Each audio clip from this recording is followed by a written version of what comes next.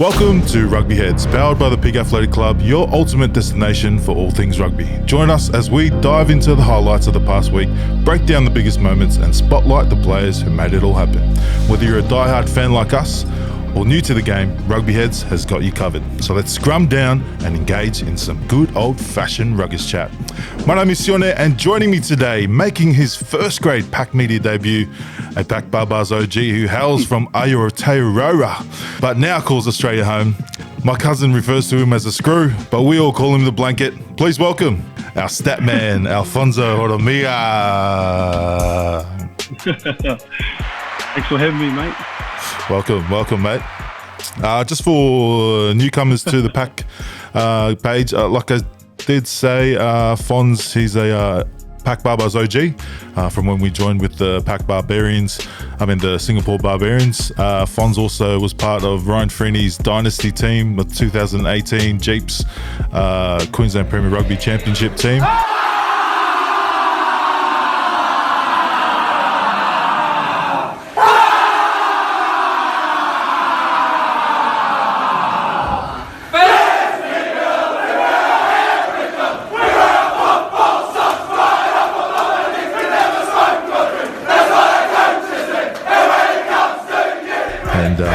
He's just another rugby head in our group, so making his debut today. Ironside couldn't make it because he's working today, so welcome, mate.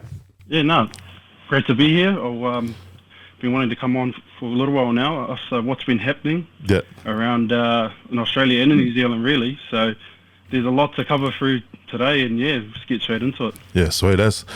Before we get into our top three, let's our rundown for today's show. We've got our top three performers from the past week, and then we dive into around the grounds as we touch on the 7 Series action from Madrid over the weekend, the current civil war over in the NZRU front office. Aussie Rugby wave their racing flag in Burn City as we bid farewell to the Melbourne Rebels, and then we go into our All Pack Rugby Awards as we pick our Super Rugby Team of the Year, Rookie of the Year and League MVP. And then we finish off with our Rugby Head Thought of the Week and our Super Rugby tips for the upcoming quarterfinals. Let's get it started. You want to kick us off with your top 3 performers from the past week?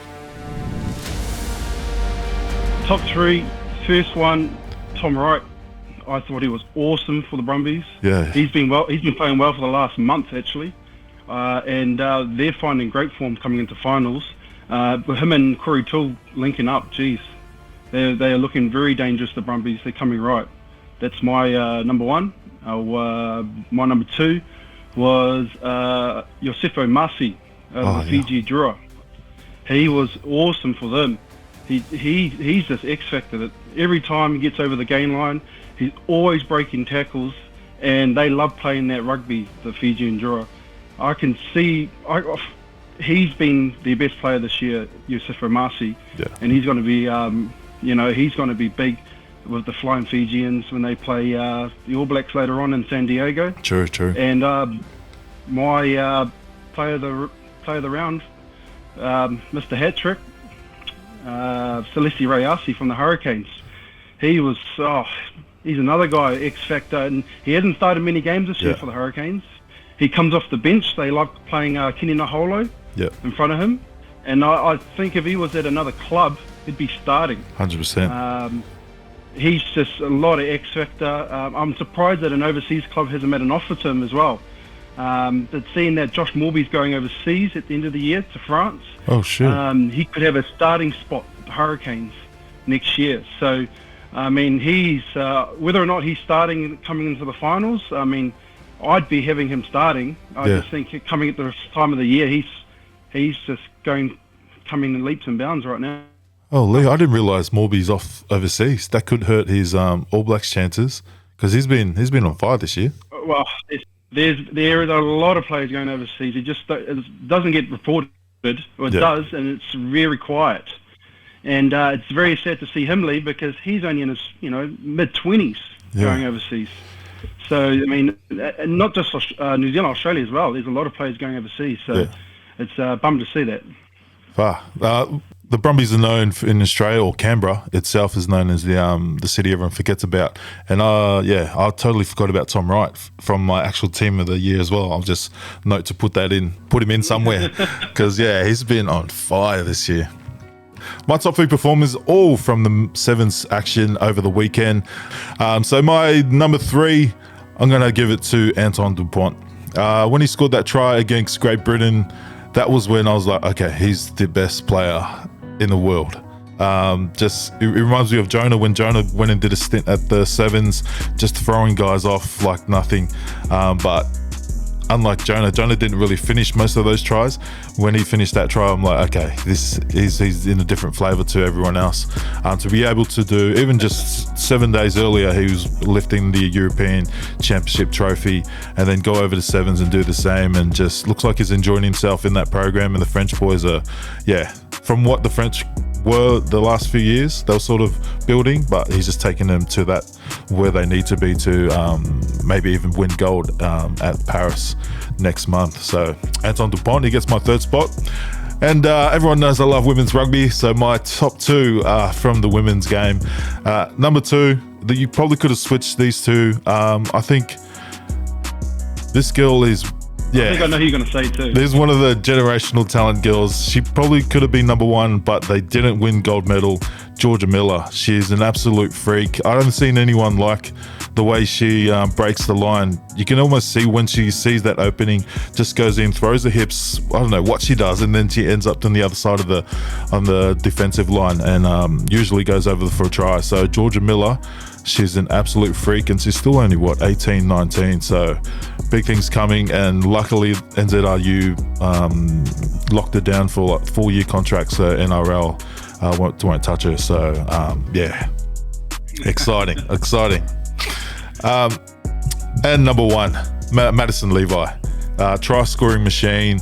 I feel like Australia at the start of the 7 series, they went to a lot more, but teams are probably trying to cut that ball off before the ball gets to her, because she didn't get many opportunities, but every time she does, she's scoring tries for fun. She will go down as one of the greats in Sevens, but she's still early in her career. And Madison Levi, love your work, Harley. Did you catch any of the action from the Sevens? Yeah, I did watch a bit of it, and man, I'll tell you what, Maddie Levi, I know there's 2 players that Aussie absolutely must have, and that's Caslick and Levi. Yeah. And without those 2, they are so crucial to that team. And I mean, Maddie Levi, what an athlete, because not only tall but fast, fit, hard on the ball. Yep. She very skillful. I just had never seen anything like that in women's rugby in a long time. There's been X-Factor players, like your Portia Woodmans and that over the years, but I've never seen someone so rounded. Yeah. And women's like Maddie Levi at the moment, and they're obviously ticking well at the right time. Obviously, it's France are the other women's team too. That they're quite dangerous. Yeah, I wouldn't count them out just yet as well. Yeah. New Zealand, Australia, it's always been pretty close in the women's sevens, but France in the women's are also strong. And now that the circuit's over for the year, all eyes are to Paris Olympics. Yeah, 100%. And they're hosting it. So, the French men's team, again, they're going to be hard to beat. And Argentina, I got them as a dark horse favourites in the men's side. Argentina, I just think they're just such a strong team, physical, fast. There's not many 15s players, though, at the Olympics. Not really like previous years. Yeah. Apart from DuPont and maybe Michael Hooper, I can't think of many other 15s players that have put their hands up, which is interesting. DuPont's still in a season with Toulouse in the top 14. Yeah. So he's still got to go back to 15s and finish his 15 season. Yeah, true. And come back to next week. Pay 7. So he's got a lot on his plate, and he is the best player in the world. I've been hearing a lot of people talk about the GOAT. Geez, it's a bit early saying that. Yeah. I think I'd give it another 4 years at least to even think about that. But I think right now, yes, he is the best player in the world. Yeah, 100%. It was just great to see. You touched on the RGs. they've just gone to another level. He was named best player of the year last year. This year he's even better, but he's got a lot more competition as well, especially from the Kiwis. But yeah, it's just the competition. The layout of the competition's changed from the last few years, obviously, to add the women's in every leg, and they've kicked out a few of the teams. It was interesting to see, or pretty sad to see the Samoans bow out of the competition next year, so they won't be on the circuit next year. What are your thoughts on the new layout and having that grand final standalone weekend after the Singapore round? It's interesting because there's a few teams that obviously miss out, like obviously Samoa lost in Madrid to the US for the relegation, so they've gone out, and Kenya's come in, everyone's second favourite team. It's good to see that. It's good to see promotion relegation. Yeah. So it's good to see teams like that come in and get a turn as well. So I do think, though, having 12 teams aligns with the Olympics. I know Olympics, there's only 12 teams. There's not 16. Correct me if I'm wrong, but I'm pretty sure, I don't know why the Olympics do it that way, but it's always been 12 teams since the start of the Sevens in Rio. So if they line it up to that, I'm not too sure, but it looks like a financial reason to me. Yeah, well, I think it looks... obviously, some of the legs, they might need to change. Even Madrid, it was... I know it was their first time, but it wasn't as packed as most of the others. I know the Aussie ones was always sold out. Hong Kong sold out, and through the other legs, but some of the legs were probably... might need to change up the locations for some of those legs. But no, it looked like a lot of fun. Yeah. And the atmosphere, especially the RGs and the Frenchies, was second to none. I agree with you. I do feel like the Stadium Madrid, I feel like it was just too big. Yeah. Just, you know what I mean? Because the crowd didn't look too bad, but obviously when you're in a massive stadium, it looks a lot worse. Yeah. So, I mean, I don't know whether... I don't mind it in Spain. I mean, that'd be cool, but I think of the size of the stadium, Singapore Sevens is another one.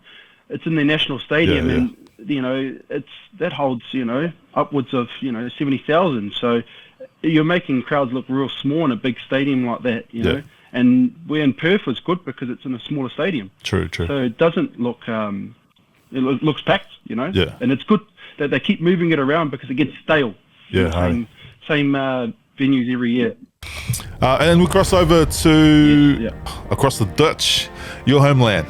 Much has been said about the state of the game here in Australia. However, it's not looking so good over the ditch to what has been referred in the media as civil war in the NZRU administration. I've had a few goes at watching some of the other pundit shows in NZ and trying to understand what the hell is going on. I know they had to choose from, there was 1, 2 and 3 options, and all the players wanted option 1, but they ended up voting for number 2 last week. Do you have a better understanding around this, whatever's going on here? Pretty much. Back in 2021, there was a Silver Lakes deal, and that was quite publicised in New Zealand, and that was to inject some money into the game in New Zealand, and they pretty much. I'm not too sure the exact figures. I think it was 400 million over for 7.5% of the stake of New Zealand Rugby, which the board wanted, but the Players Association didn't want, because obviously you're selling your stake in the game to obviously overseas investors and whatnot. So that went back and forth for about a year. In the end, they agreed on it. On the one of the conditions with agreeing on it was to have a full governance review of the state and structure of rugby in New Zealand, and that's why this has come out so publicly, because of what was asked from the Players Association, from what I believe, and it took them 6 months to do it, up and down the country. They went to meet all sorts of people, from volunteers, coaches, ex-players, women's, men's, sevens, you name it, school club, everyone, and got the input of what they think of the game in New Zealand, and because it is struggling, just like Australia, struggling here as well. And pretty much that review is actually, you can see it actually online on the New Zealand rugby website, and it's I think it's 134 pages, and it pretty much states everything from the heartland to NPC to Super Rugby to school levels, participation rates, you name it. It's got everything. But after that review by the independent panel of 4 people, it went to a vote, and there was 2 options, pretty much, option 1 and option 2. Pretty much what's happened last week was option 1 was favoured by the Players Association, and the option 2 was pretty much favoured by most of the provincial unions, and they hold most of the votes, hence why I got over on a 2/3 majority vote, and that's what it's gone to right now. The problem is, look, long story short, there's too many chiefs and not enough Indians, and why that's happening, Rugby League can see that happening and say we need a strike now in New Zealand and, do what we need to do. I mean, you just have to look at Warriors crowds and see how busy it is at the moment, People are excited about the Warriors and good on them, but at the same time, rugby's a mess at the moment in New Zealand, and they need to sort it out big time. Yeah. Well, Rugby League is striking. There already is talks of another franchise possibly coming into NZ for NRL, and they really need to get their, pardon my French, but they really need to get their shit together at NZRU and stop fighting each other and actually come together to, bring a decent product for the fans. I think that the big issue right now with rugby in New Zealand is it's a bit of a identity crisis. They had the NPC, and that was the national provincial competition in New Zealand, and that got set up back in the 70s. It went back further in the 70s, but it's set up in the 70s. And then when professional rugby come in '96, the Super 12 come, it was literally, professionalism. Yeah. It wasn't professional back in the 80s and in the early 90s. So the game had prospered. You had big crowds just like, the NRL would get, And then when it went to professionalism, everything changed. You go from, for example, in South Africa, they brought their 4 top Curry Cup sides, their domestic comp, into Super 12. New Zealand went a different way. They made franchises, and they combined all the provincial unions in that area. So, for example, the Blues were Auckland, North Harbour, and back then Northland wasn't with them. They were actually with the Chiefs. So that's what they did in New Zealand. In South Africa, they didn't. They picked their 4 best teams in the Curry Cup, which were obvious, and that was the biggest markets, which was obviously.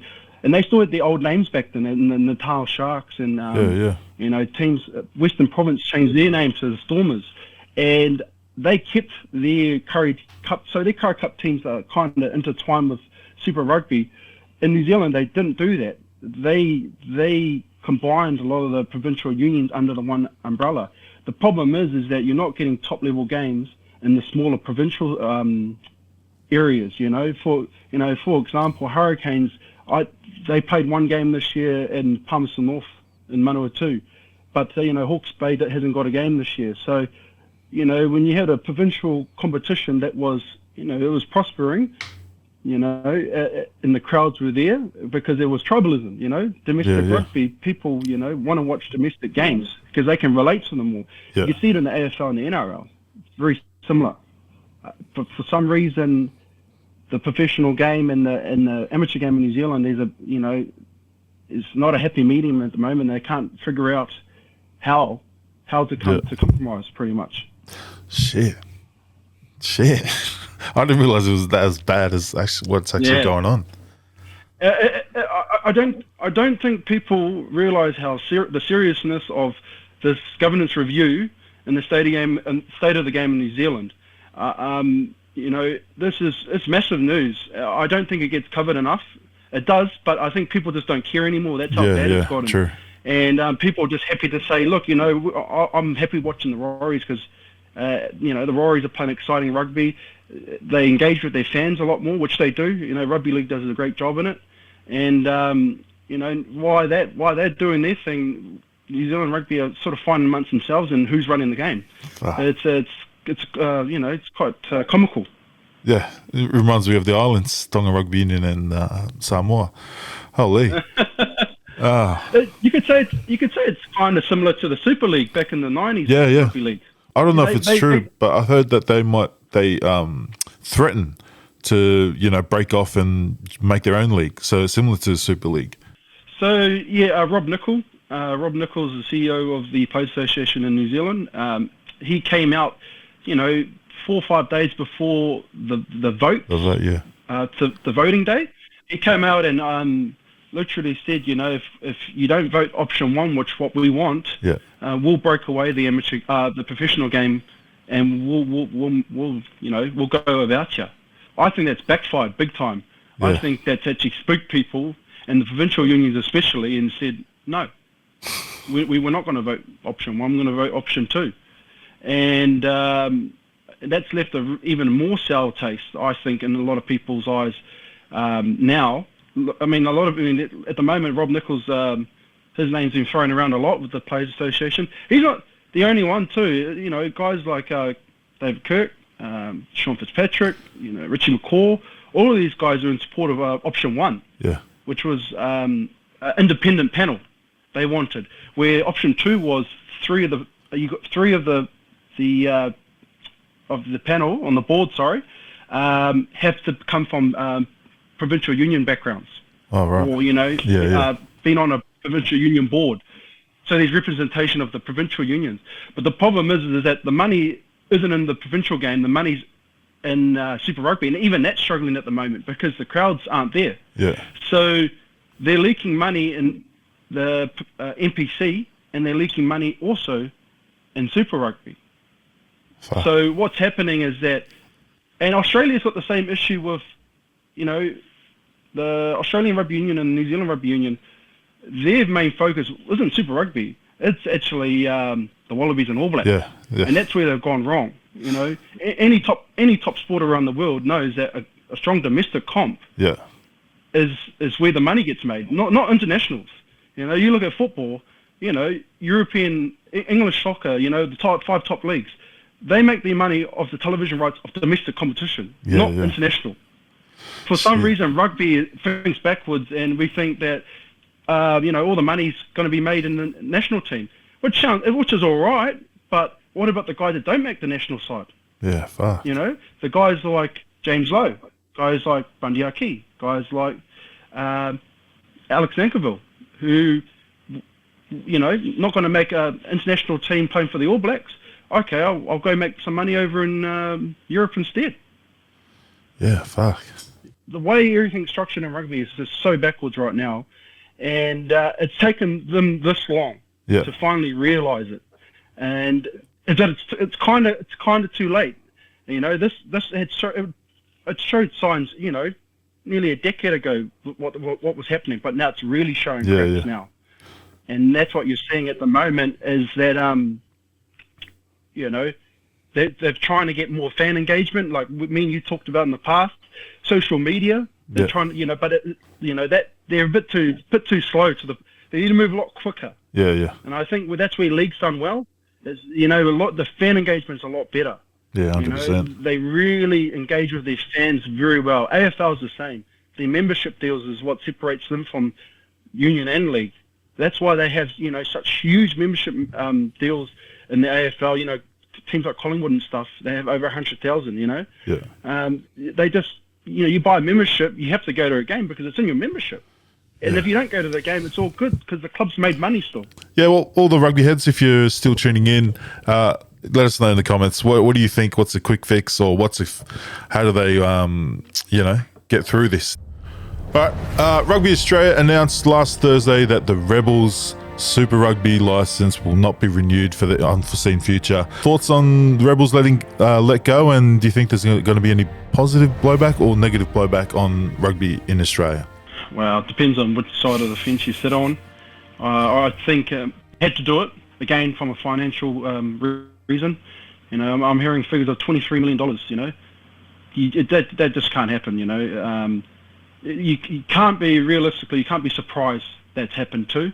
I feel sorry for the players and the organisation because especially at the start of the year, it was uncertainty. And then obviously to find out a week before the last round, when they fly to Fiji, and then they're finding out that before they fly, that they're no longer a franchise for next year. I mean, geez, the timing couldn't be any worse. I mean, I don't know why they did it then. I mean, maybe because they just didn't want it leaked out after they finally, obviously, decided what was going to happen, which is sad. It is sad for Melbourne Rugby, and because also they don't play the Lions next year now. So that's another thing. True. Is they're going to have to organise who's going to play the Lions in Melbourne that week. Pack Barbas, let's go. Yeah, mate, imagine that. But I think the hard decision had to be made, and it got made. Yeah. Well, I'm from Melbourne. I tried to jump on the bandwagon, or back on the bandwagon this year. It's been hard, and but I think I'm the same. I think the same as well. It needed to happen. We needed to, pull back, because all the other franchises are slightly struggling. I know Waratahs, money-wise, most of them are struggling money-wise. Yeah. So even our most successful franchise is struggling money-wise, and not quite getting the bums in the seats. It's slowly rising again, but I feel like it will help, and I just feel for the players. I hope they've got other contracts, other gigs lined up. Because it will just be a bit of a waste. They've been in that program for a few years, and then you don't want them going back to clubland and that just being it. So hopefully they get a crack somewhere else. And thoughts are with the players. And Carter Gordon, please don't go to rugby league. I don't think you'll see players go back to club. I actually think there'll be a few options. One, they go to the other teams in Australia, or we lose them to overseas clubs like France, Japan, even if it's second division France or Japan, they're still paying more money than Super Rugby. Yeah. There's still more money in second division rugby over there than there is here. Yeah, they're still getting developed full time. I just don't. Yeah, so I don't see them. I find it very hard if they go back to club rugby. I think they'd just carry on with their careers elsewhere. Yeah. But a lot of clubs, the other 4 clubs will line them up. But you're right. The Rebels aren't the only team under financial stress. There's other clubs as well. But that goes back to the TV rights deal with Stan. I like Stan, but free to air. A lot of people watch free to air television.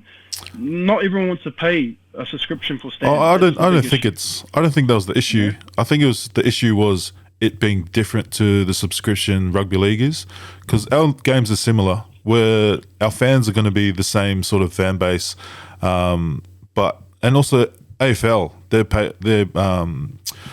they're on the same. I think they're on KO as well, so they're all on the one. The biggest sports are all on the one subscription plan, and we've moved ours from that game. So when you've got fans that are like dip into rugby, now they've completely not. They're not fans. They don't watch any of it anymore, because they used to dip in because it's on the same service. But now, since the Stan, I love Stan. It's way better than what Fox was doing. If they just move what they're doing on Stan over to Fox, or they try and work something out where KO subscription will link with Stan. I feel like that's going to try and get some of the fans back, that part-time fans, and maybe try and get them back to full-time fans. So. That's a massive restriction. Yeah, I do like Stan. I do like, because it's got everything. It's got it's got club rugby and everything on there. But the issue is, if you don't watch rugby, you're not buying Stan, is it? Because nearly everyone's got KO. Yeah. They might not have Foxtel, but they got KO. Now, the other thing, from my understanding, was when they had the television rights deal back in 2021. Foxtel did put in an offer that was lower than what Australian Rugby wanted. They then opened it up to the market, and they didn't get a big deal, really, when you think about it. It was 3 years, $100 million, which isn't a big lot. It isn't a lot of money, because that's over 3 years, and that's to finance the whole game. Yeah. And what you're seeing now is because the New Zealand TV rights deal with Sky is a lot more. It's like 3 times more than the Australian broadcasting deal. Yeah. So they have a lot more money to obviously pay their players and stuff. But the difference between Australia and New Zealand is that New Zealand has a domestic comp that's also semi-professional. Yeah. So you got 20 male 15-a-side sides that are all professional, semi-professional in New Zealand. That's their issue. Where Australia, they don't have enough money, and that's why when Australia and New Zealand were negotiating years ago, Australia wanted to split the revenue 50-50. New Zealand obviously said no. And there was even reports that New Zealand Rugby were paying $5 million a year to Australian Rugby just to help financially Super Rugby sides. Yeah, that's from New Zealand Rugby. And that's interesting to see. I mean, that's why even the women's game, a lot of people would like the women's to get paid.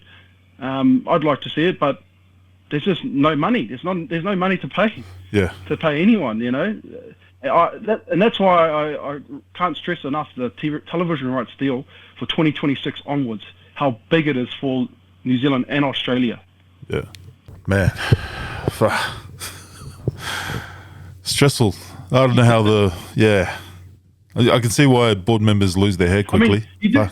Oh man, it's so much to get your head over. I mean, television rights deal isn't everything. You got sponsors and whatnot, and obviously game day ticket prices, all merchandise, all that sort of stuff too. But the television goes a long way. Anyway, so I feel like I know more about what's going on. Might be more stressed because I understand it now, but because like, what the fuck are we going to do? But yeah, it's good to have you on and actually explain some of the things. I'm like, fuck. But yeah, hopefully we've got some. Hopefully the suits will get it sorted.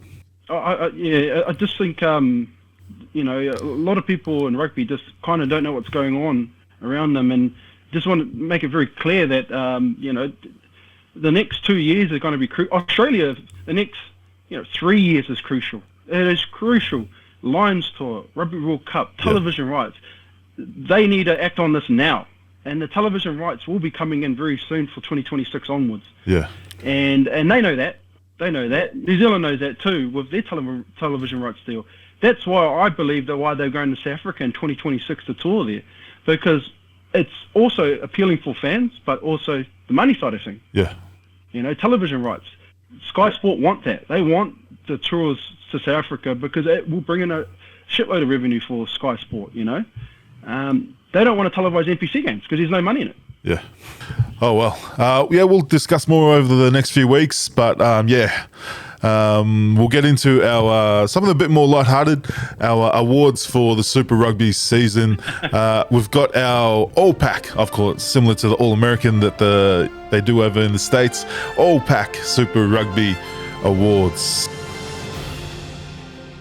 Yeah, we'll go team of the year, and then we'll go to rookie, and then finish off with our MVP.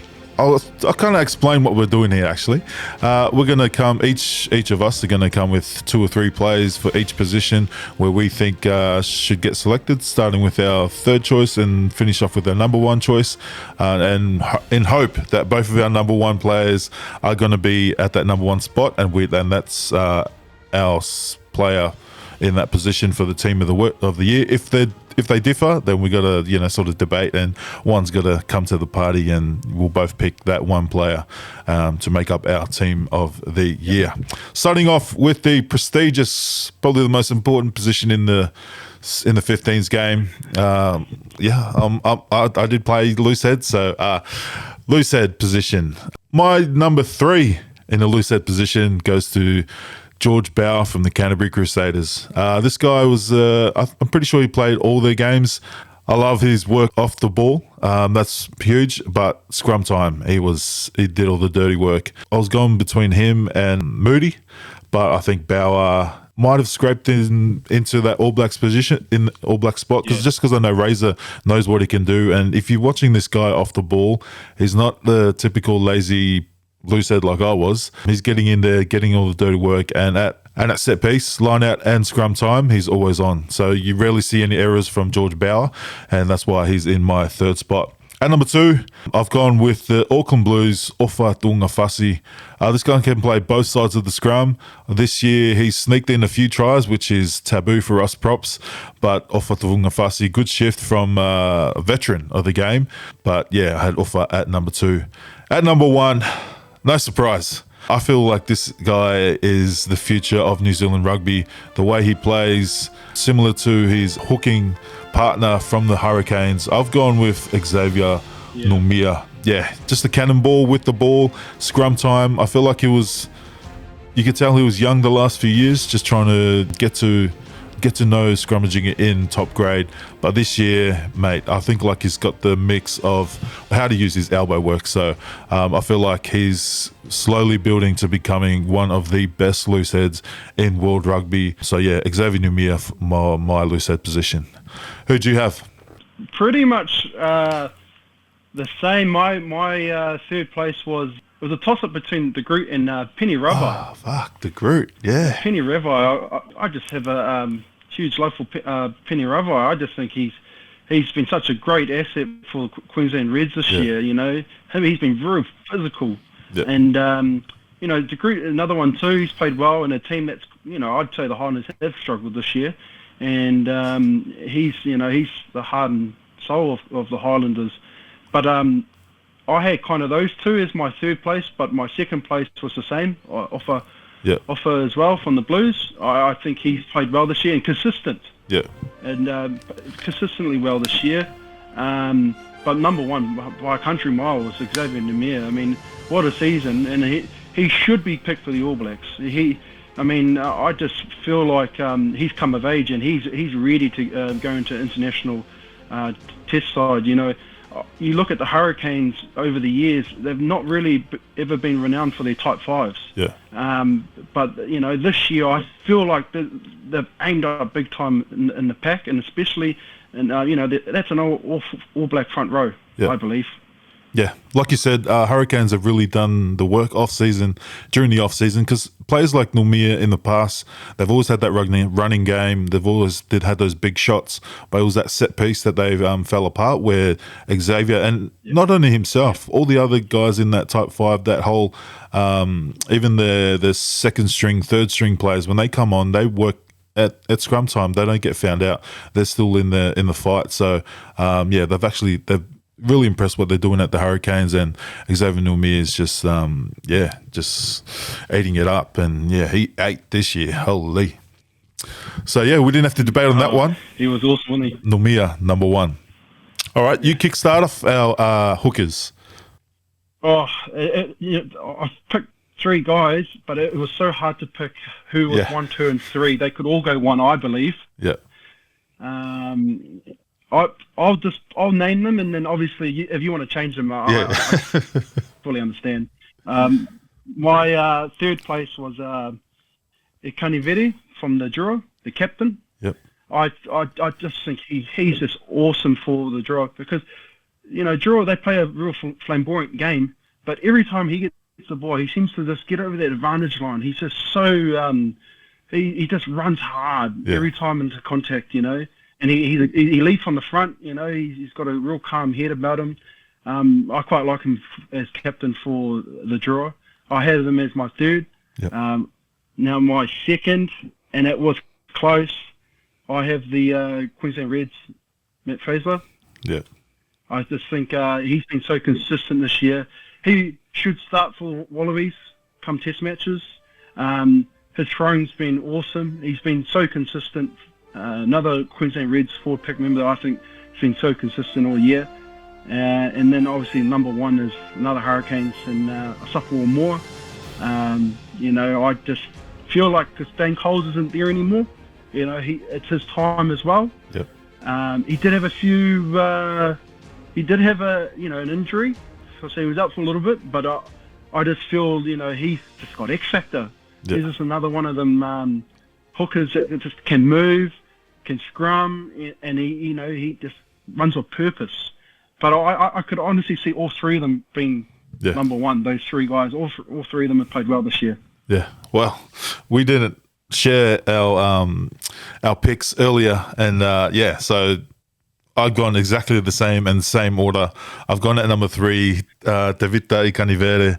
I thought last year was a better year for him running wise, but this year I feel like he's working more on his set piece. But he's still a baller this year. And then number 2, Matty Faisler from Queensland Reds. I was I didn't know if I had him at number 1 or number 2, just because he's had a great year, outstanding year. We know him from club rugby here in Brisbane. He's done the work. He's always been a great player, but now he's just put in the work to get that throw. I feel like he's probably the best line-out thrower in the competition, and and his work rate's always there. And number 1, Asafo Aumua. I call him Tasmanian Devil. He's just unreal around the park.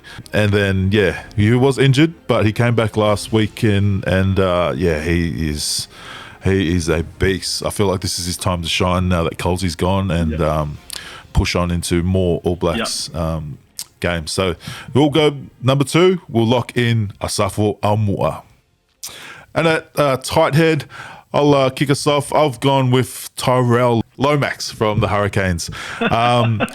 Just because he missed, I don't know if he's been rested or he's actually injured. He's missed a handful of games, but the games that he did play, he was always in our team of the week in the Pig Athletic Club team of the week for Super Rugby. Yeah, I feel like he's still the best tight head in the game. He's a freak. At number 2, smoky pick, but this is from watching his games, this is more of his scrummaging work. He's come a long way from, I believe he used to be at the Chiefs, but now he's playing at Moana Pacifica. Sione Mafileo. His work at scrum time is massive. Tight head, been me trying to play tight head. I know where, because when you give up, and mate, he's got that tight head dog in him.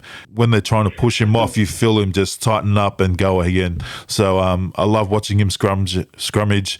He's got a great name, Sione. So shout out to Sione Mafileo. And then number 1, this guy, mate.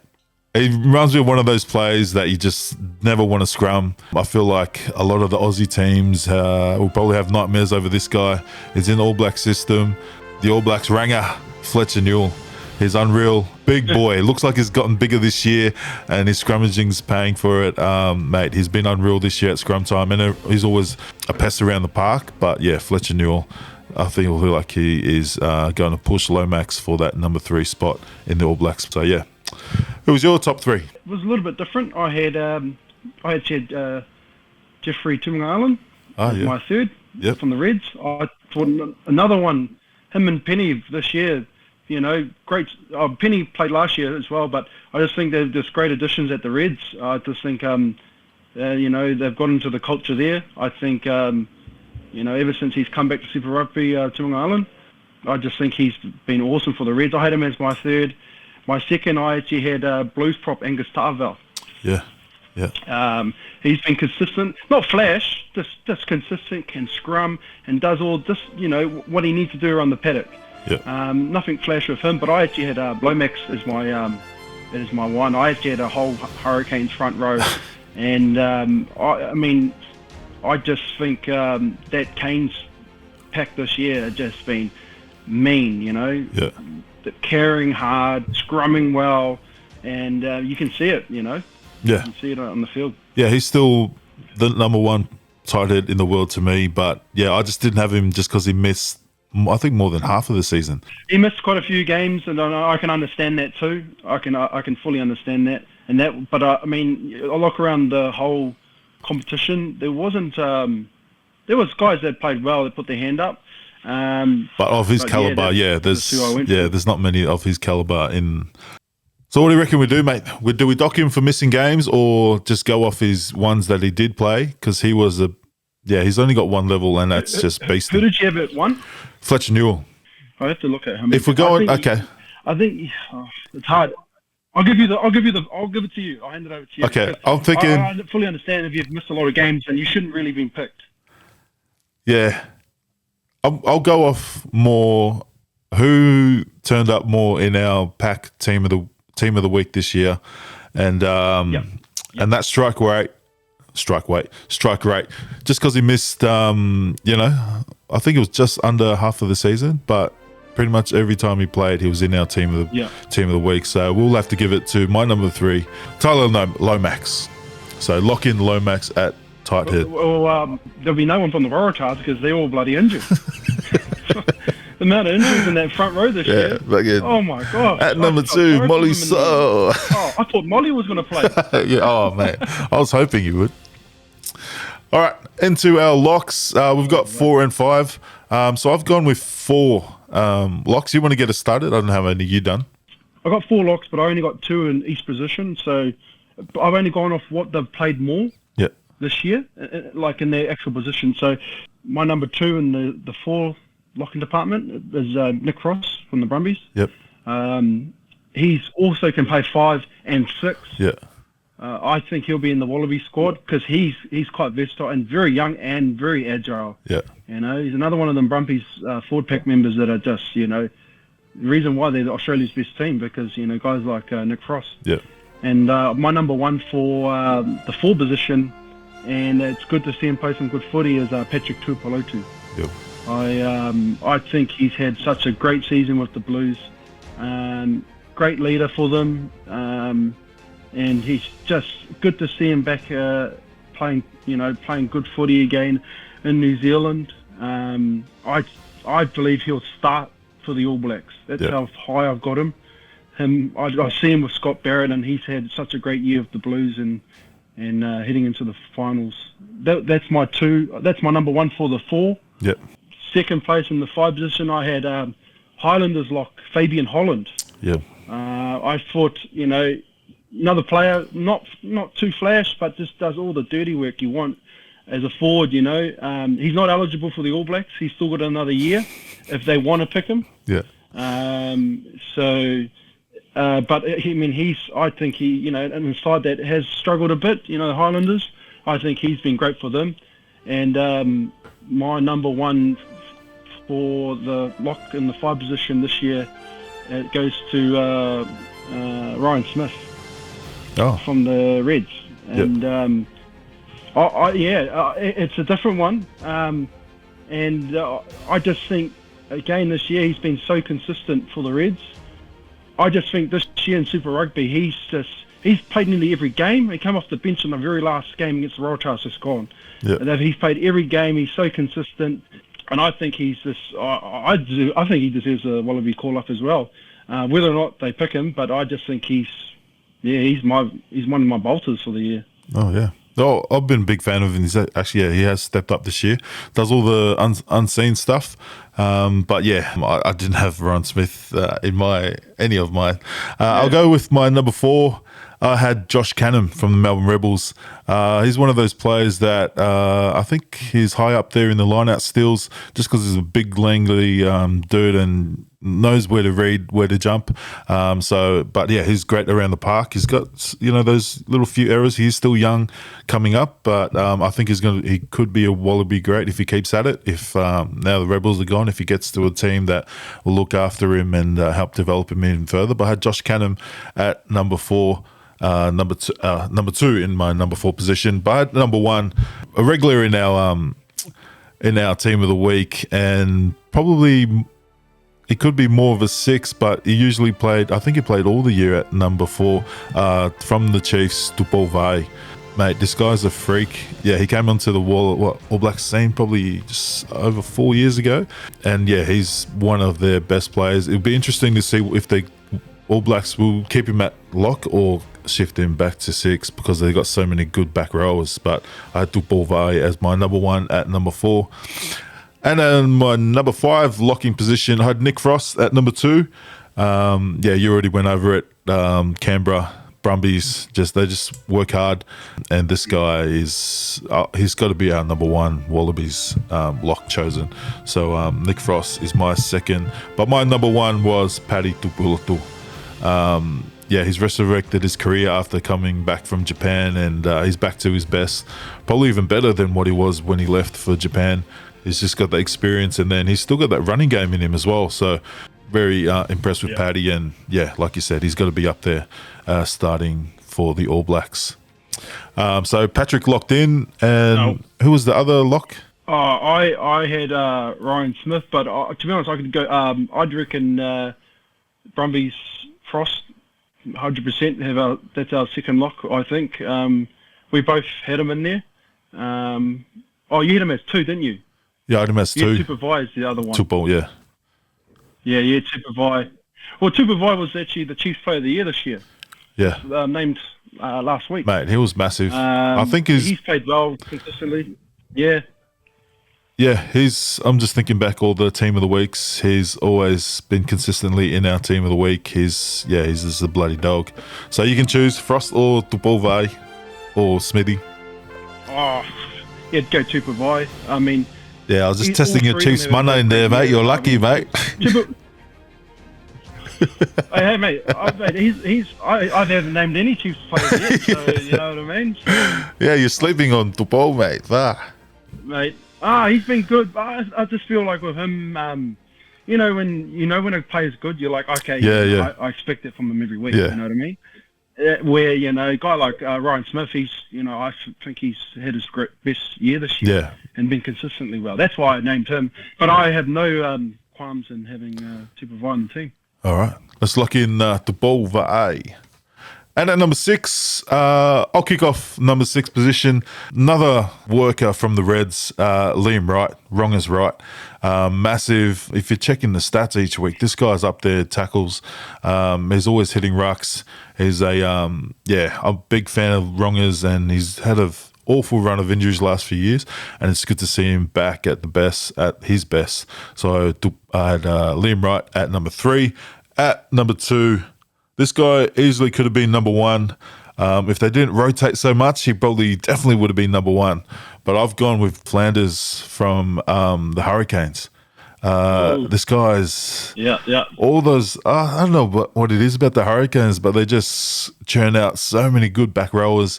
This guy is, I've seen him play NPC the last few years, and he's been really, really impressive. But to now put that into Super Rugby as one of the, I think one of the best back rowers in the competition. Flanders at number 6, at number 2 in my 6th position. But number 1, mate, this guy, I think is every fly half's nightmare this year from Chiefs Mana, Sami Benifinal. I know he's missed a few weeks with injury, but this guy he's a freak. He reminds me of Shannon Frizzell and Sione Lawaki put together, the way he's hitting them in defense. I had Sami Benifinal at number 1. Who'd you have? Oh, we had very similar people. Yeah. I had the exact same 3 and 2. Yeah. Devin Flanders and Liam Wright. Wrongers out of East.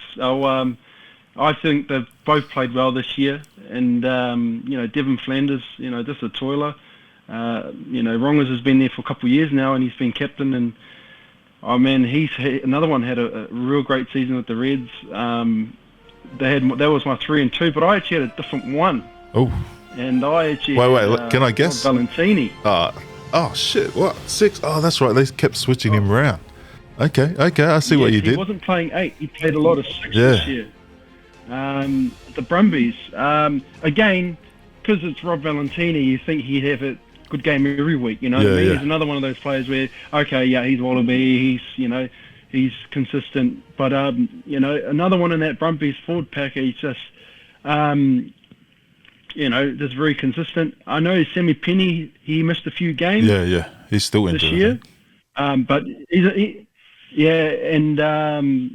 he's very physical, Sammy Penny. But it was close. Like I was tossing up between Flanders and Valentini from the Brumbies. So it was very close between them two, I think.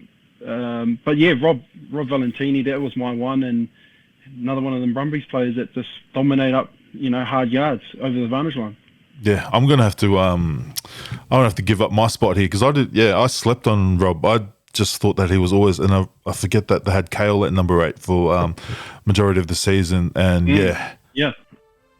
So I'll actually go with your pick and put Big Rob, mate. He's been unbelievable once again for the Brumbies this year. So let's lock in Rob Valentini. All right, you want to get us kicked off with open side flankers? I actually got 4.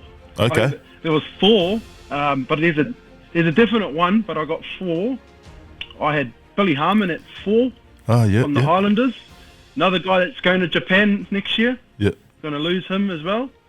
There's another one of many sevens in NZ that are just all lining up and, fighting for, for All Black spot. I mean, it's just hard with him, At the Highlanders, he was my 4. My 3 was Dalton Papali'i. Yep. At the Blues, I think he played consistently well this year for the Blues. Just does what he does, Dalton. Now 1 and 2, it was pretty hard. It was pretty tight, and it was very close. I actually had Fraser McWright at 2. Yeah. And I had Peter Lakai at 1. And it was close. So, I mean, you could either. It was very close. I think Fraser McWright, the amount of turnovers he gets at the breakdown he's just so low. He's so low on the ball, and he's so hard, to move off the ball. And he's very mobile around the field because he gets a lot of touches and he fits. He's like this ranging flanker. But Peter Lakai, I just think he was the New Zealand under-20s captain last year. Yeah. I mean, I see him starting come finals over Duplessis Karifi. I mean, that's how well he's played this year. Boy out of St. Pat Silverstream. I think he's going to, I wouldn't be surprised if he's in the All Blacks this year as well. So, I mean, it's a toss-up between those two, but that's who I had as my 1 and 2. Oh, nice. Yeah, I had my 1 and 2 was similar. At number 3, I had from Fiji and Drua, Kitione Salawa. It was pretty up there with the turnovers. He's good on both sides of the ball, and I've always been impressed with this guy. He had a few injuries last year, but he's had a great season for Drua this year. And then number 2, I had Peter Lakai. Mate, this guy, I thought, and he's one of my favourite players, is Karifi, Duplessis Karifi.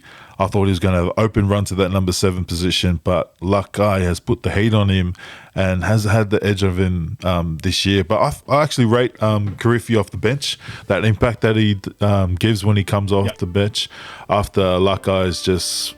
Yeah, mate, this guy is just a workhorse. But yeah, I had to go give him my number 1 to Fraser McWright. Just the way he gets his turnovers. I've always said that the international game is probably going to sift out the smaller flankers and there won't be any room for them anymore. But yeah, Fraser McWright's been proving that he's still a Super Rugby level. There's still room for players like him. So I had him, Fraser McWright, on the ball. Even in attack, him and Harry Wilson working together were just unreal. So I'll let you decide that one, mate, because we had pretty much just to add on to what you said.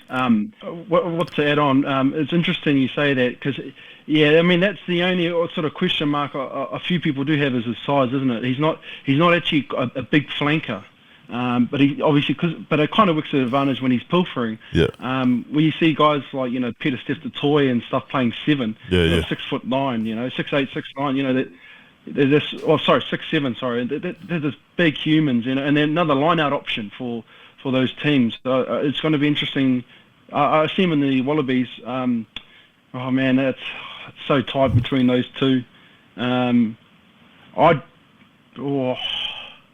I was going to say McWright because he's been, I think, a little bit more consistent, but you got to remember he had a red card as well against Moana Pacifica, and he missed a few games. Yeah.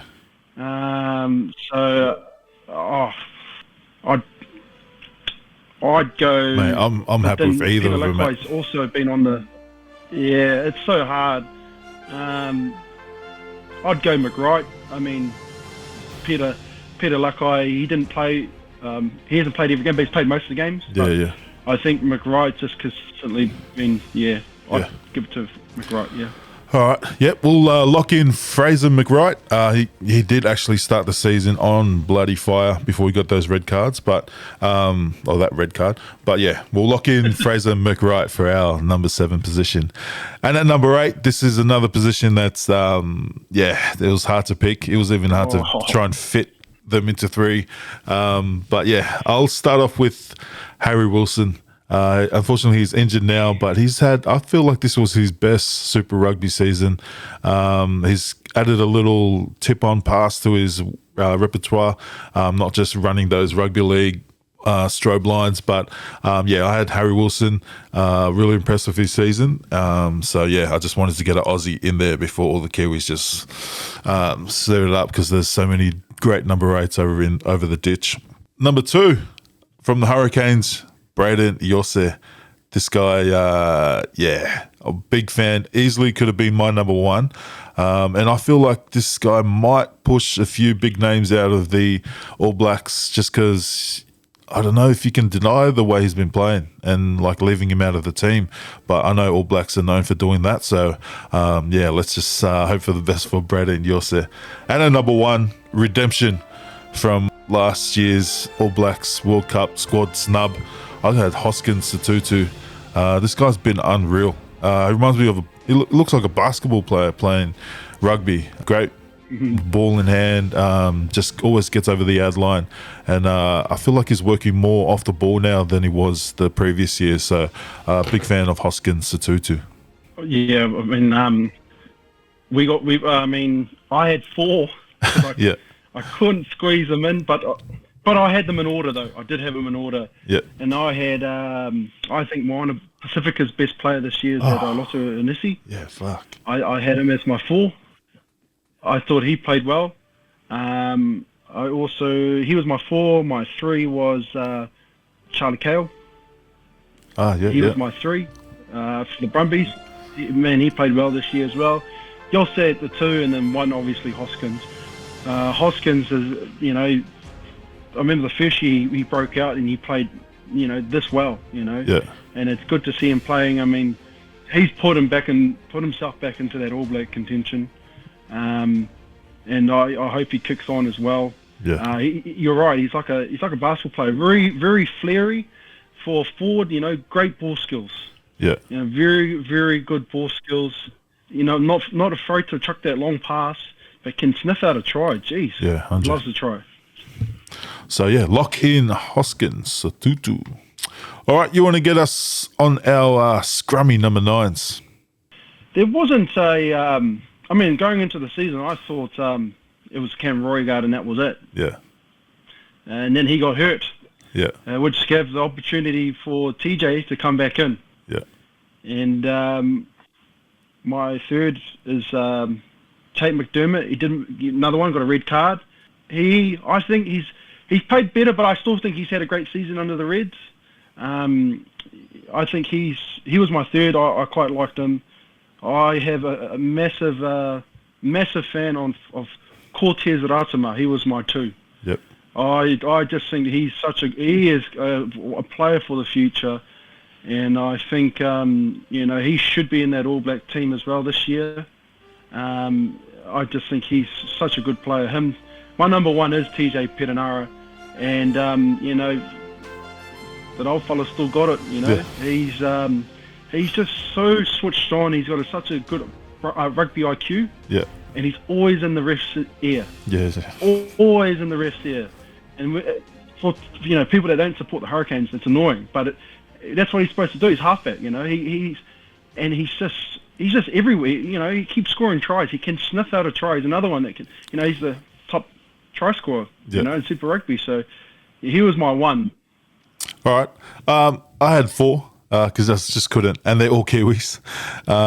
At number 4, I had Folau Fakatava. I feel like it still wasn't his best season from when he kicked on to the All Blacks like 2 years ago, but I feel like he's getting back to where he was. So yeah, I had Folau Fakatava at 4. At number 3, I had from the Crusaders, Noah Hotham. Big fan of this guy's. The second half of the season was way better than his first half, but yeah, I feel like he's getting comfortable in Super Rugby arena. We all know what he can do in NPC. He was one of the greats in NPC last season, but yeah, I feel like he stepped up to that game, the second half of Super Rugby. At number 2, I had TJ Perenara. Yeah, one of the standouts from this year. He's still got it, came back from nasty injury. He's still bloody got it. And I just couldn't deny this guy. I know he got injured early, and I feel like this guy is DuPont's competition for the greatest 9 at the moment. Cam Roigard. He's a freak. Pretty much every time he played, he was in our team of the week. But yeah, so Yeah. Pretty similar to pretty much what you had. But we can go TJ since Cam pretty much didn't get injured round 4 or something. I mean, you only picked TJ because Cam got injured. That's it. And man, he was big on the fantasy points as well. Yeah. Cam Regard. And oh man, it's such a bummer he got injured. What a luxury to have 2 world-class halfbacks at your club. You know, it's just the depth that the Canes this year is just great. TJ be it because only because Regard was injured. That's it. Yeah. Well, if we're going off like similar to Dally M, you know, Regard wouldn't have got any points for all those rounds, and we'll have to give it to TJ. So lock in TJ Perenara at number 9. At number 10, I'll kick us off. I had number 3. I had, no surprise, I've got a big crush on this guy. I think like he should be in that Wallabies conversation. The only thing against him, he probably does only he plays his best footy at home in Perth. So I had Ben Donaldson at number 3. At number 2, Noah Lolesio. I think he should be our starting 10 for the Wallabies. Yeah, good to see him back at his best. Goal kicking's gotten a lot better since he got back from France. So Noah Lolesio. And at number 1, Chiefs Mana, Damien McKenzie.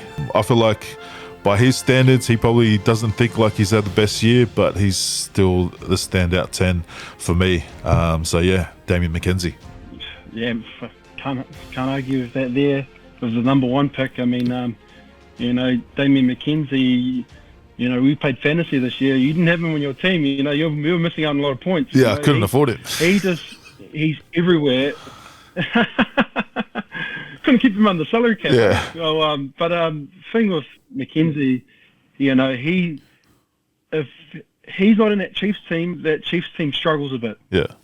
He everything runs off him. They're attacking, and they love that attacking style. He was my 1. My 3, I actually had Noah Lolesio. Yep. I think he played well this year for the Brumbies.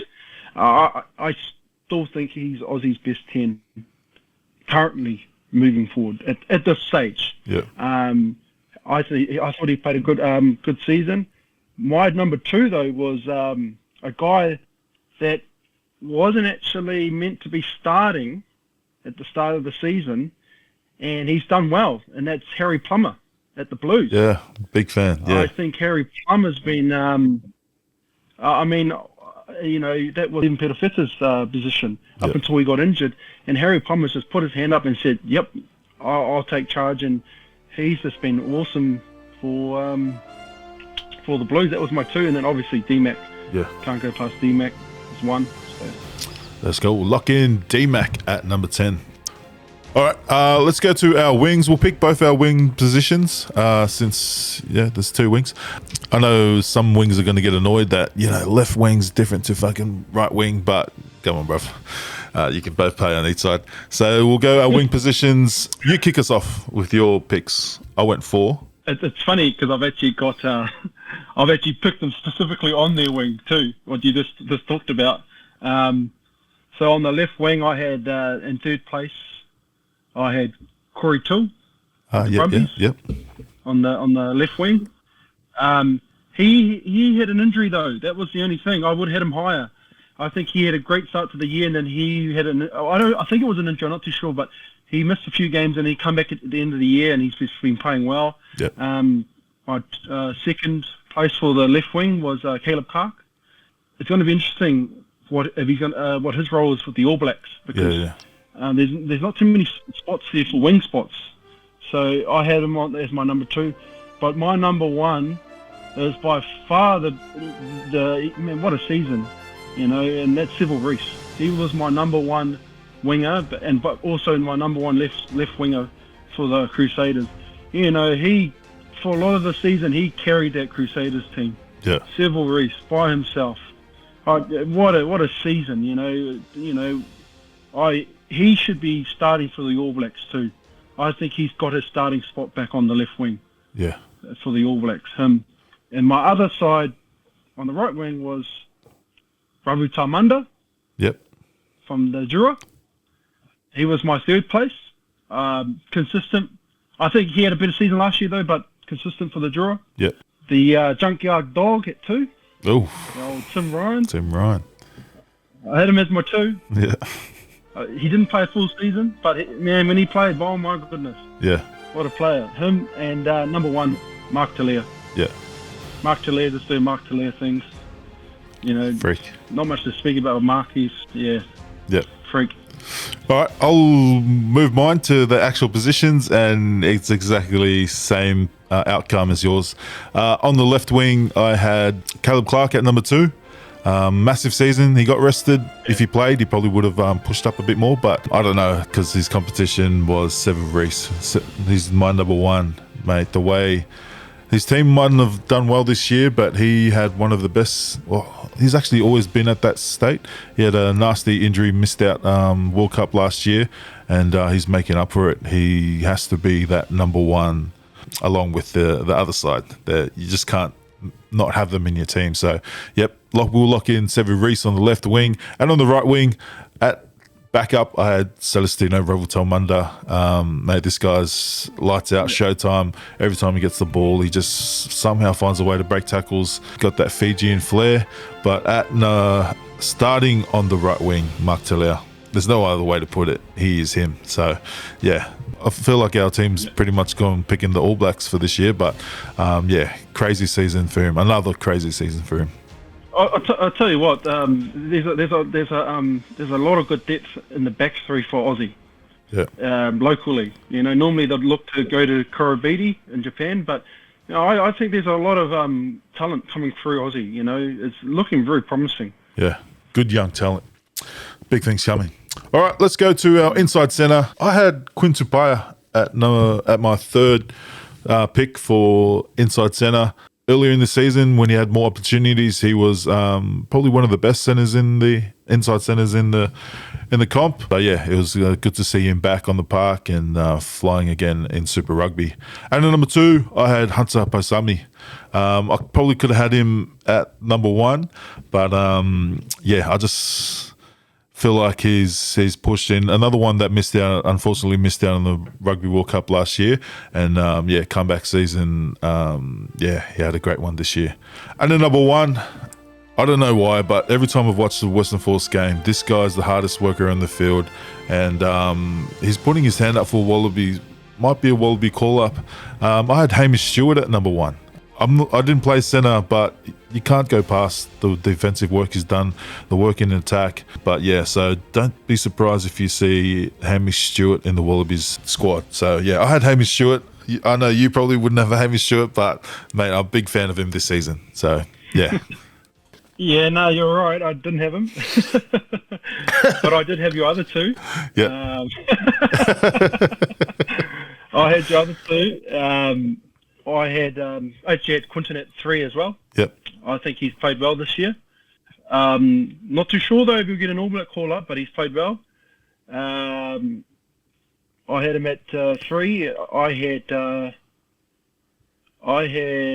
Hunter Paisami at the 2. Yep. I thought Hunter played well for the Reds this year. His connection with Josh Fluke, he played a good season. And I actually had Geordie Barrett at 1. I think a lot of the stuff that comes out of the Hurricanes, all the good things. Fuck, Geordie Barrett. Again, another player that, Geordie Barrett, you expect him to play well every time. So, I just think he, another guy at the Canes that played well this year. All right, how are we going to fight this out? Barrett's been massive. I just can't go past Geordie. Yeah, I definitely stepped on. He's just played. But he did have a red card in Magic Round, and he did miss three matches. No, I just slipped on Geordie. Because when he said that, I'm like, fuck, I didn't even think of Geordie. Because he's one of those, like you said earlier, one of those players that you just don't think about because he's always performing at that level. And I just went past him because I wanted to fit Hamish Stewart in. But yeah, I can't deny Geordie Barrett. Mate, he's there's a reason why the Hurricanes are doing well, and he's part of it. Yeah, so now we'll lock in Geordie Barrett. I'll write that down. Sorry, Hamish. Blame Fonz. Unlike yours. Geordie Barrett. And you just reminded me someone to put into my list on outside centres. You want to go on the outside centre? Oh yeah, I can. What a late entry guy. So well, I actually got 4. Yep. 4 I had Felipe Dalgunu. Oh, yep. He's played well this year for the Rebels. I should see him get a Wallabies call up again. Yep. Because he not only can cover centre but cover the wing. He's quite versatile. True. I had him at 4. 3 I had Josh Fluke. Yep. At the Reds. Man, Josh Fluke, you know, he doesn't look like much. He's always looked like he's battered and bruised, but man, he's another one that had another great season. Always looks injured. Yeah. But just gets up and carries on playing. Yeah. I had him at the 3.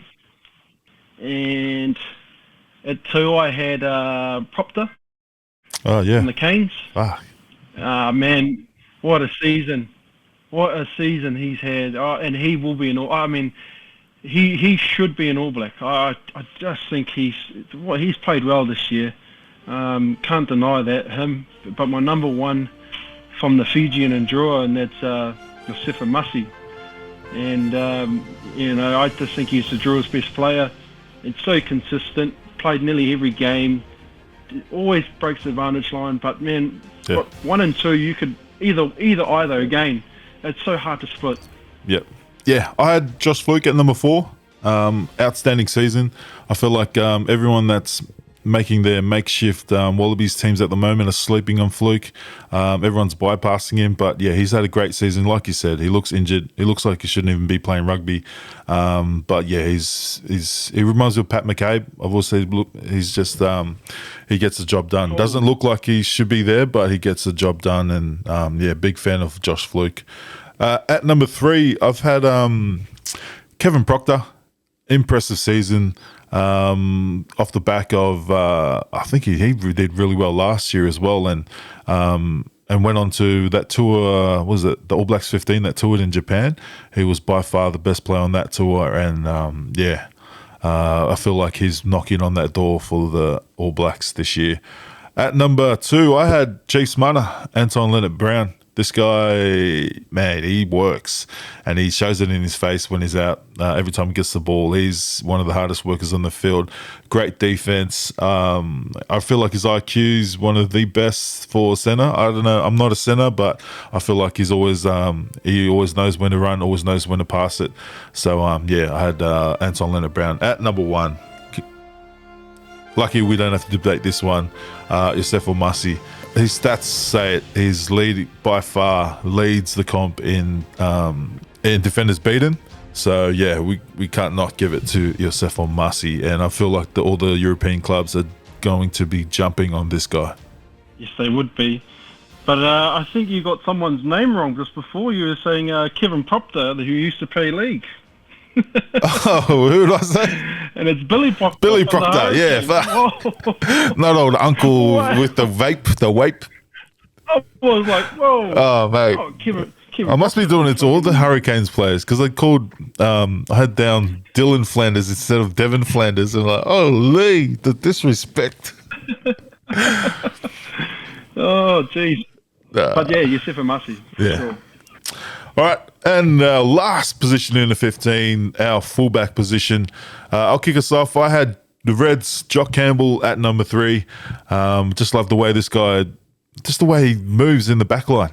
He's just like Josh Fluke, doesn't look like a rugby player. And yeah, his story even tells it. He was snatched out from 3rd grade at UQ, and just, yeah, you couldn't turn your back on his talent. So I feel like he's developed well. And yeah, he had his shot in the Wallabies camp a few years ago, but I feel like he's back to that form. The way that he draws the players and then shifts the ball, I think is one of the best in the comp. And at number 2, I had Jacob Ratu Matavuti Neepkins. Had a great season. He went down to the Highlanders for an opportunity, and he repaid them for giving him a chance. So I felt like he had a great season. But at number 1, we couldn't go past the speed star Ruben Love. He's been really impressive for the Hurricanes, and I feel like he's going to get some love from the All Blacks selectors. Yeah, pretty similar. I actually had 4 guys. I had Jock Campbell at 4, same reasons you had. 3, played well this year, I thought, was Blues. fullback. Didn't start all the games, but when Peter Feta got injured was Cole Forbes. Yeah, true, yeah. I think he was playing in Scotland Yeah. for a bit and then come back to New Zealand. Don't quote me on that one. Second, I actually had Tom Wright from the Brumbies. The last month has really pushed the stocks up. Yeah. As Tom Wright, I think I had him as number 2, and he'll be in the Wallaby squad. And then my number 1 was, Ruben Love. Can't go past him. Another one knocking on that All Blacks door. Yep. It's quite a few Hurricanes boys this year that put their hands up, so it's going to be interesting what Razor picks. All right. And that finishes off our team of the year with Ruben Love at number 15. All right, let's quickly go into our Rookie of the Year and Team of the Year to close it out. With the Rookies of the Year, I'll kick us off. I had Kyron Tomweflau at number 3 from Moana Pacifica. Got his opportunity from outside the squad and took it both hands. Very impressive with ball in hand, and I feel like he's going to get a lot more caps for Ikaletahi to add to his 1 from the Rugby World Cup. At number 2, I've got Noah Hotham. From the Crusaders. I feel like he kicked on second half of the season. So, Noah Hotham, scrum half. At number 1, the Junkyard Dog. Came out of nowhere for people that aren't from Queensland, but he's been doing this at Queensland Premier Rugby level for the last 2 seasons. So, Tim Ryan, he's my Rookie of the Year. Who'd you have? Well, it was hard because Rookie of the Year technically is their first season, and there's a lot of guys who we don't know who's actually played a season. For example, Noah Hotham played last year, and so, did he? But technically, but you know what I mean, though. Like, you wouldn't think that, Yeah. So I only just went with 1, and that was the Junkyard Dog. Yeah. He's just what a season. He just come out of nowhere. It's just like, who is this guy? So, I mean, I only had him because there's a lot of guys. Another one, Charlie Cale. He played last year too. Yeah. He played 4 games. So, it was hard to pick a rookie, So, I mean, Yeah, I think only the other ones was probably Lancaster. But I'm not sure if he played last year. I don't think he was even with them last year. Lancaster, he was Aussie Sevens. Yeah. So. But, Tim Ryan's got to be he's got to be the best one in the comp this year. So, we'll lock in. Our Rookie of the Year is Tim Ryan. And you want to kick us off with our league MVP? I feel like we're going to differ with this one because, you probably got more backs and I have no backs. They're all backs, but I've got 1 forward. Yeah. I had Yosef Musi at the 3. Yep. I thought he was awesome. And actually, I had 2 forwards. I had also Charlie Cale at the 4. I thought he played well. And then second, I had Xavier Numere.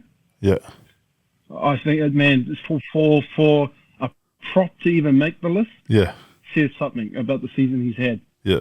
Because props don't really get acknowledged for individual awards. Yeah. And I just think what a season. What a season Xavier Numere's had. But my number 1, and I like I said before, he carried that Crusaders team, and that's Seville Reese. Yeah. Hoskins was another one too, but I just think Seville Reese, there were some games that the Crusaders shouldn't even gotten close to winning. Yeah. And he kept them in the game. And I just thought, what a season he had. Seville Reese, that was my MVP of the season. All right, we had sort of similar lists, but but a bit of remix. At number 4, I had Seville Reese. He probably would have been way more up there if they had the actual Crusaders did well, like they usually do. Yeah. But he was massive. I was just thinking back at watching their games this year and just thinking, holy. If he wasn't playing, the amount of tries he saved, if he wasn't playing, then, they would have got trumped by so many points. So, I had Seville Reese at my number 4. At number 3, I had Braden. Is it Braden? I'm getting all the Hurricanes plays wrong. Braden Yosse. Yep, Braden Yosse. Yeah, massive. Yep. No, Probably could have had Lotu Inisi in there as well. The way they just truck it off the back of the set piece, line out and scrum. Yeah, massive season. At number 2, I had Hoskins Satutu. Great season, great numbers as well. But my number 1 was, I'm probably biased because I'm a loose head. This guy's season was massive. Xavier Numia. We're getting some of our, when we posted our team of the week, and he was always in there. Even if he had cameos off the bench, the numbers he did off the bench were better than any of the players that played full games. So yeah, and some of the players were saying, is there anyone else? Just because he was just, I didn't have to change his picture every week. So yeah, I had Xavier Numia at number 1. yeah. Man, to be honest, could we just do a best back and forward instead? Reset and Namir? Yeah. I thought, that's so hard to pick. Yeah. That's so hard. Mate, well, I reckon we give him joint. Yeah, I reckon we give him joint. They got to share I reckon we give him joint. Yeah, I just think Silver Reese and Namir, what a season those two have had. Yeah. And I should see them in All Blacks colours. From like I said before, from an Aussie point of view, that Charlie Cale. Yeah. Charlie Cale was big, For man, I don't really know much about him until this year, and I've seen him play, and he's just such a rangy, tall number 8. Yeah. He's such a line-out option. He's so fit, man. What a player for Aussie to have. Yeah, excited for Cale. He was actually 2020 and 2021. He was always in our Shoot Shield team of the week. He was playing at Eastwood in the locks. He never played in the back row, so he was always in the locks. And he got to a point where, he was always in there, but I was using a picture that I got from his Instagram, and it was like from back when he was in high school. And all his mates told him to send through a photo to update it. So he was like, send a selfie. He was like, the boy said to send this, to use this instead, please. Don't judge me. I'm like, oh, thanks, mate. So, yeah, it's good to see him kick on to the pros and get a chance at the Brumbies. So, yeah, big things coming for him and the Wallabies. So, shout out to all the players that made it a great season. I thought it was a real good season, stepping up and making the product a lot better. Fans have, come out a little bit more than last year. So, it's good to see him building. Yeah, no, for sure. I mean, games this year have been a lot closer. There's still some blowouts, but yeah, it's good for the competition when there's a little bit of unpredictability, 100. And as much as as good as the Crusaders are, I'll tell you right now, there's a lot of people happy they're not there. Yeah, a lot of people, and including myself. Yeah, are happy that they are not there. So, but as a competition. It's good. It's so unpredictable. Yeah. The Crusaders will come back anyway next year. They're a good team. Yeah. Mate, if they snuck in, they would have won it. It could come final time. Yeah, Hunty. I don't know about that. Mate. They would have had to go to Wellington and play the Hurricanes. Oh, mate. Interesting. All right, that concludes our PAC Super Rugby Awards. If you had other picks than ours, let us know in the comments. And yeah, thank you. Let's go into our rugby thought of the week. This is where we try, if something we've been thinking about the last week and a bit, or something we've been thinking about recently that we think rugby can adapt to make it a lot better, or make rugby great again in our region or afar. You been thinking about anything or any ideas popping in your head? To be honest, I just think, rugby, it's getting a bashing at the moment, isn't it? Yeah. It's getting a bashing from everyone, the fans, stakeholders. You read social media, it's just getting a bashing. And that's both countries, Australia and New Zealand. I really think moving forward, grassroots is big, but from a professional point of view, it's the fan engagement. And we spoke about this, a month or so ago, Sione, and fan engagement's massive, moving in that space. But a lot of people talk about the rules and stuff of rugby. That's something that we can't really control. That is World Rugby, but Super Rugby do try to tweak some rules to help the game. Yeah. There is issues on field as well, but just off field stuff. And we just need our two governing bodies, which is Rugby Australia and New Zealand Rugby, just be better. And just do better for our sport, because right now it's struggling. It is. I don't know what more I can say about what you can do, but it's hard to watch other people jump off our sport who are sitting on the fence. Hardy, yeah. It's painful to see so many people that used to love rugby union and now switch and they're full diehard rugby league fans. I've gone the opposite. I grew up diehard rugby league and then once I switched over to union and kind of fell in love with the game, and I feel like people don't understand. Like, I didn't really understand when I switched over and I was playing, understand the battle at ruck time. That's why I never hit rucks. I was just waiting to get the ball.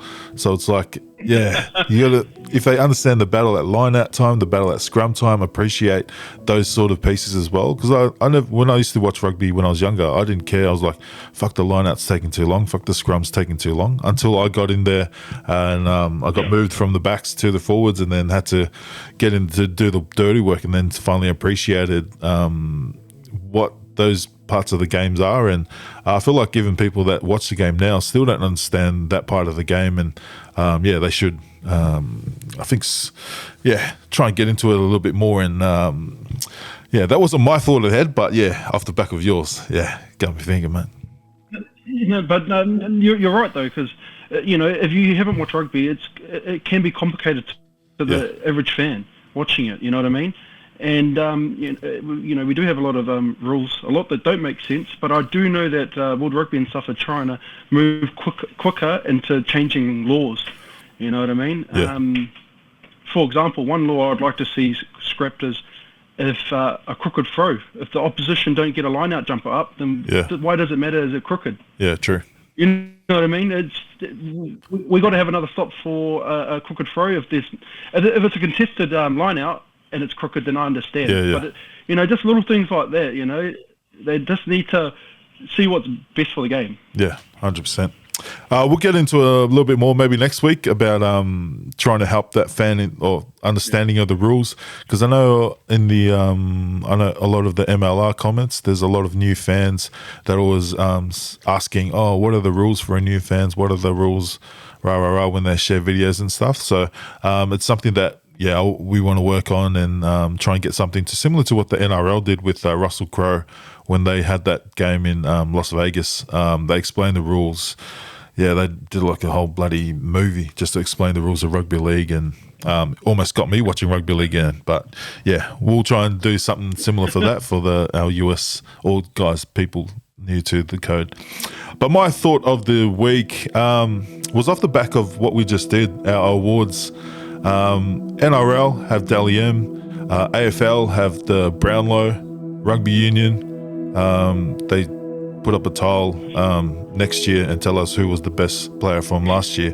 So I think Rugby Union here and New Zealand come together, Super Rugby's done, have an awards night similar equivalent to Dally M and Brownlow, put on a huge show, a gala. We're Rugby Union. We have lunch. We have long lunches for bloody everything.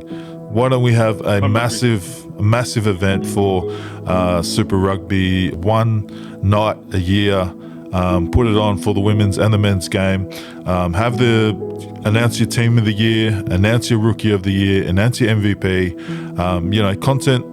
content. We're in a content world, so this is just going to make more quality content that drives engagement with the fans, adds a bit more hype around the season, where all these pundits like us will be talking about, who are they going to name as this, and then when you guys name it, we're going to jump on the show and say, why did they choose him and not this guy? So it's just more engagement around the game. Just have we want a premium product. The product's premium. Rugby union's meant to be premium private school product, and then it just needs a premium finishing. And I feel like an awards night is what we need for this game to be 100% legend, or legit for people that know what legend means. So yeah, an awards night. And I'm happy for you guys to call it the Sione Award, because I just came up with it, trademark. So yeah, thank you. Wow. Put that copyright on it. Yeah. But no, you're right. I do think, I mean, awards is just one of many things they need to do. You know, there's a lot of things they need to do around rugby, and, you know, that's for obviously another time and place on the show, because we could be here all day. But you're right, you know, there's a lot of things that needs to be done. Awards might be awesome, you know, just stuff like we talked about before, social media, you know, and you're a bit of a lone ranger, Sione, sometimes, because you're just always up front leading it with pack and stuff. So, and you know, it's a new age, you know. Social media is big, and I think you need to look at it more, and also, you know, get some younger, fresh faces on there. Not always, you know, the old stale, you know, same old, you know. Yeah. Don't be afraid to try something new. Yeah, 100%. We'll get into it more, like you said, next time on another thought of the week and further in the season. And I actually want to get a few guys on that actually worked with some of the international teams around the content side that that I've been talking to, and you know, they just told us a lot of the things that they wanted to do and they weren't allowed to do, and they weren't able to post things just because of stupid reasons. And just like the creators aren't like the best creators in the world. This guy is the best in the world. The creators weren't, you know, they just didn't let him create. So that'd be wicked. That'd be wicked to hear, actually, and get that sort of side of things. Yeah. So as Chainsaw says, big things coming. And to wrap up our show, we've got our Super Rugby tips for the quarterfinals. Starting off with the game on Friday, we have the Chiefs Mana hosting the Reds down in Waikato. Who are you choosing, mate? I think if it's going to be any game that away team is going to win, it's going to be this one, the Reds. Yeah. But it's going to be close. I think the Chiefs should. The bookies got them to win. They play very similar style, fast pace. I picked the Chiefs, but if I'm the Reds, I'd be trying to aim up front against their forward pack, because the Chiefs have looked a little bit sluggish in the forwards lately. Yeah. Well, we've done it before, and I feel like this is the Reds are going to sneak up and do a little bit of a sneak attack on him. Junkyard Dole is going to be on, and I think he's got a big one down there in Chiefs land. But I think the Reds are going to sneak in. Look for the Reds. He says the Chiefs, but I'm going the Reds. So I don't know, man. I don't know if the Reds are going to do that P. Diddy attack. Whoa.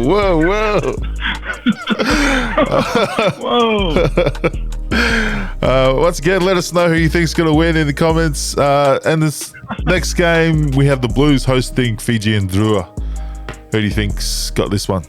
Love the Drua, but no, it's not even close. Not even close. The Blues all day. Yeah, if it was in Fiji, I think Drua might have had a chance, but Blues, I feel the crowds are coming back to Eden Park, and I feel like they're going to put on a show, and it's going to be a big one. I feel like they're going to win big. They're going to just grind them out set piece, and back's going to get the work done. So lock in the Blues.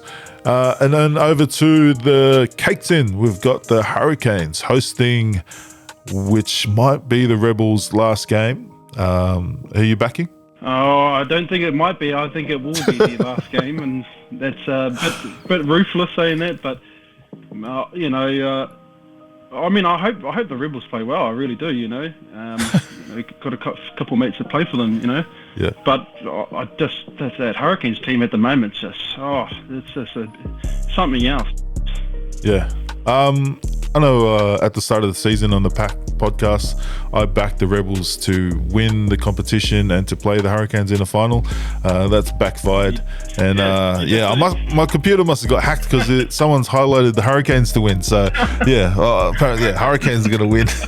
So lock in the Hurricanes. And the last game, we've got the Brumbies hosting the Highlanders. Do you think the Highlanders are going to get the upset? No, I think the Brumbies will run away with it, and quite comfortably as well. Highlanders got some good, they've showed glimpses, but it's just the Brumbies are just real clinical, and they're hard to beat in Canberra. Yeah. It's I don't know what it is about Canberra, but they just love playing there, and I just see the Brumbies going through. All the home teams should get through. Yeah. Like you said, it's hard for away teams to win in Canberra just because I think Canberra's shit, so everyone's like, fucking shit, let's just get out of here, play the game, get out of here. And it's good to see the Highlanders do a lot better than their last season. I feel like last season was a bit of a downer, I feel like the Brumbies are going to kick on here. So get out to GIO Stadium and back the Heka Horsey squad. So there are our picks for the quarterfinal. Let us know your picks. And as always, shout outs. Do you have any shout outs to end our Rugby Heads shows, episode 2? To be honest, not. I got no shout outs pretty much. No. But I would just say, no, it's good to come on the show, and hopefully we'll do it again very soon. Yeah. My shout outs to you. Thanks for jumping on. As good, our show's called Rugby Head, and you got a lot more rugby in your head than most of us. So it was good to get you on the show, chat about especially all the drama that's going on across the ditch, and it's good to get a Kiwi perspective on things. So thanks for jumping on, and my last shout out is to the entire Queensland, the entire Melbourne Rebels organisation. We'll be back. # we'll be back. We're just going for walkabouts at the moment until we find some money, but we'll be back. Thanks for inviting us into Rebels HQ last year, and we'll continue to back the boys in their final game in a few weeks when they win the final. Let's go up the Rebels. Thanks, guys. Check us out on social media at the Pig Athletic Club, and we'll see you next week. Thanks, mate.